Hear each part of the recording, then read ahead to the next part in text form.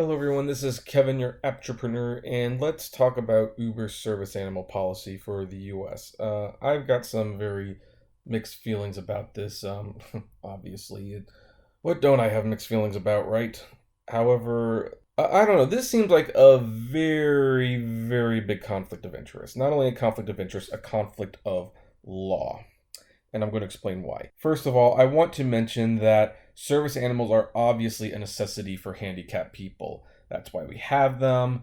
The Americans Disability Act, if that's what it's called to my knowledge, protects the use of these animals, and that's why restaurants and businesses are forced to take service animals into their buildings, even if they have a policy of no animals, even if they have a strict policy of no animals. Here's the issue. Uber drivers don't own the Uber platform. For that matter, Uber drivers are not employees or independent contractors. For that matter, the cars the Uber drivers drive are not Uber's cars most of the time. Sometimes they're a rental car, but most of the time they're their own personal cars, and they have to drive them every day. When the passenger gets dropped off, guess what? This person, they need the car for the rest of the day for whatever they're doing. Now, I know I'm stating the obvious at this point, but the reason I'm saying the obvious and I'm mentioning these things is because there is a part of the Uber service animal policy that I have major issues with, and I anticipate it is going to be a problem. And if there's another lawsuit in Uber's future, and we all know there is, this could potentially be the next one. So if you read the Uber service animal policy for the US on Uber, which I'm not going to read the whole thing, it pretty much says, state and federal law prohibits driver partners using the Uber driver app from denying service to riders with service animals because of service animals and from otherwise discriminating against riders with service animals. This is good. As explained in Uber's non-discrimination policy, driver partners who engage in discriminatory conduct in violation of this legal obligation will lose their ability to use the driver app. Again, I don't know if they're allowed to do that legally, but okay, that's the policy. Let's just accept it for the time being. But and I'm going to skip what is a service animal because we all know what a service animal is. If you don't, there's YouTube videos out there for it. But what I want to bring attention to is under the legal obligations of driver partners, and I've highlighted the important part, but it basically says, driver partners have a legal obligation to provide service to riders with service animals. A driver partner cannot lawfully deny service to riders with service animals because of allergies, religious objections, or a generalized fear of animals. By virtue of their written technology service agreement with Uber, all driver partners using the driver app have been made aware of their legal obligation to provide service to riders with service animals and have agreed to comply with the law. If a driver partner refuses to transport a rider with a service animal because of the service animal, the driver partner is in violation of law and is in breach of their agreement with Uber. This is where I have some issues. Now, I want to state up front, I am not a lawyer, and it's not like I know the law completely 100%. I don't know forward and backward like a lawyer would, so don't take this video as legal advice. You need to talk to a lawyer if you want to delve into the specifics.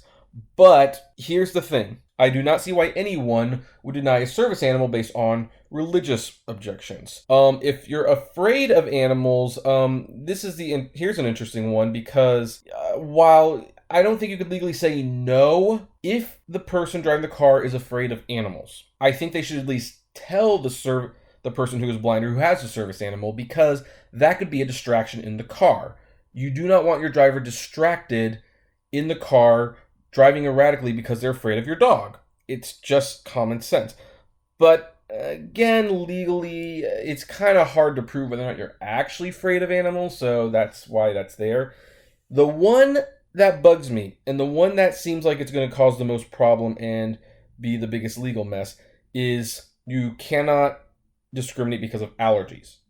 Pardon-moi? I cannot refuse a service animal if I have allergies? Okay, let me, and it's time for rant mode. It's time for rant mode, time for pissed off rant mode. Let me explain to you what an allergy is. An allergy is a health concern. And again, the drivers are independent contractors. They don't own the business. These are their own personal cars. They need these cars for even after they drop the passenger off. And if they are allergic to dogs, they should have every right to say that dog cannot come into the car because I am allergic, even if it is a service animal.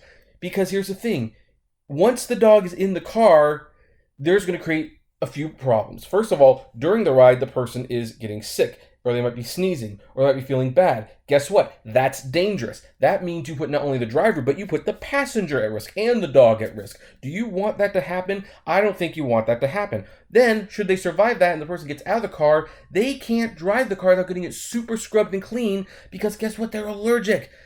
They're allergic to the dog hair, and if the dog hair is in the car, that is going to cause health problems for the driver. Why is the driver's health not a priority in this case? If you as a driver have allergies, do not let that dog in the car. Here's the thing, explain to the person calmly and rationally, hey, I am sorry, I have an allergy, and this is my personal car, and it would be very dangerous for both of us if the dog were brought in the car. Can you please call another Uber? I won't charge you for this ride. Most of the time, disabled people or the people who have the service animal will be very understanding, and they will say, oh, no problem, I understand. However, if you get someone who insists, then you have to put your foot down. Your health and safety comes before anyone else. And again, if the dog is in the car and you're allergic to the dog and it causes you to, like, say, you sneeze a lot, get dizzy, or even pass out and vomit, because that does happen sometimes, there's all different sorts of allergies when it comes to animals, then guess what? You can't let them in because you would be putting the passenger at risk. And will Uber deactivate you? I don't know, but you're just going to have to take that chance, and you're going to have to talk to Uber later. And Uber, I am appalled by this. Here's the thing. Again, religious objections, there should never be any. The generalized fear of animals, that's hard to prove, even though I think it's legitimate in its own way. But since it's hard to prove, I'm going to give you that one. Allergies, that is something completely different.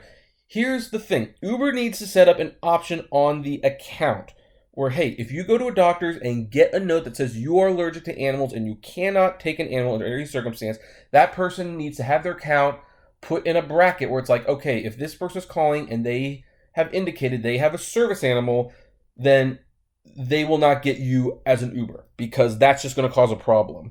Uber needs to actually work with their drivers, and this could be a problem for both drivers and the passengers, and it's shocking that they're actually saying, oh, the animal makes you sick and you could like pass out and vomit. Well, screw you, that's illegal, you take them anyway. No folks, don't take a service animal if you are allergic. Now, by all means, if you are not allergic to an animal, then take them. It's not going to be that big of a deal. Heck, keep a couple of towels in the back of the car, or the trunk I should say, so that should you get a service animal, they can have something to sit on so that you don't get hair on the seat. But if you're allergic, don't worry about being deactivated. The answer is no. The answer is no. You do not need to be getting sick about this.